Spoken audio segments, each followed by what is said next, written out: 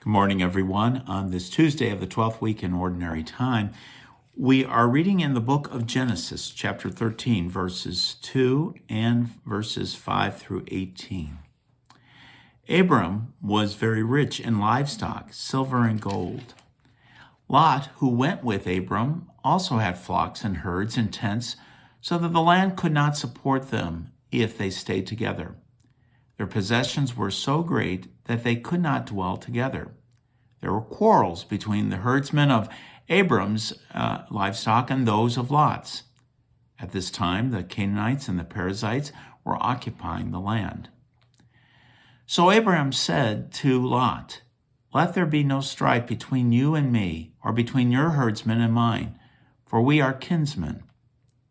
Is not the whole land at your disposal? Please separate from me. If you prefer to go the left, I will go to the right. If you prefer the right, I will go to the left." Lot looked about and saw how well watered the whole Jordan plain was as far as Zoar, like the Lord's own garden, or like Egypt. This was before the Lord had destroyed Sodom and Gomorrah.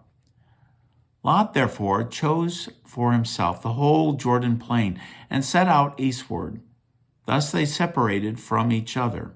Abram stayed in the land of Canaan, while Lot settled among the cities of the plain, pitching his tents near Sodom. Now the inhabitants of Sodom were very wicked in their sins, and they committed against the Lord. After Lot had left, the Lord said to Abram, "Look about you, and from where you are, gaze to the north and south, east and west. All the land that you see I will give to you and your descendants forever. I will make your descendants like the dust of the earth. If anyone could count the dust of the earth, your descendants too might be counted. Set forth and walk about in the land through its length and breadth, for you I will give it." Abram moved his tents and went on to settle near the Tebereth of Mamre, which is at Hebron. There he built an altar to the Lord. The word of the Lord. Thanks be to God.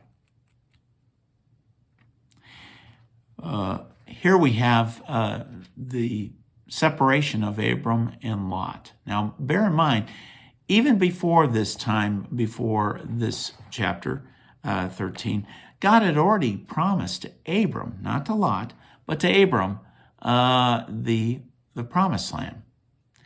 But it's Abram who takes the initiative with his kinsmen to separate. And he gives Lot the choice. If you want to go whichever direction, it's yours. First choice. You get to choose.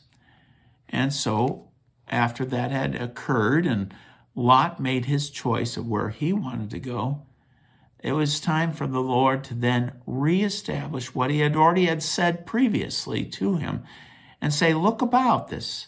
This is the land I'm going to give to you and your descendants." And not only that, set forth and walk about in the land through its length and breadth.